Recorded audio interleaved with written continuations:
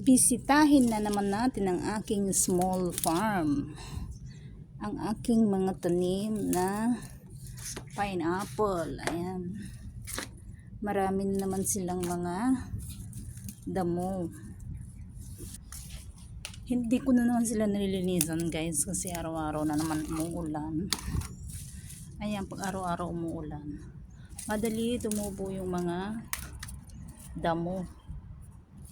Ayan, ang aking mga tanim. Nandito kasi ako sa taas guys, naglaba pala. Gusto pala akong maglaba.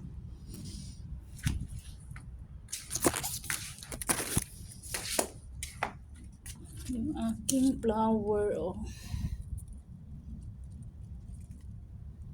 Ayan. Bumaba kasi siya kaya ano. Yung aking mga pandan, kailangan tanggalan ng buhok na ano, luma. So yan ang aking mga tanim guys. Kamote.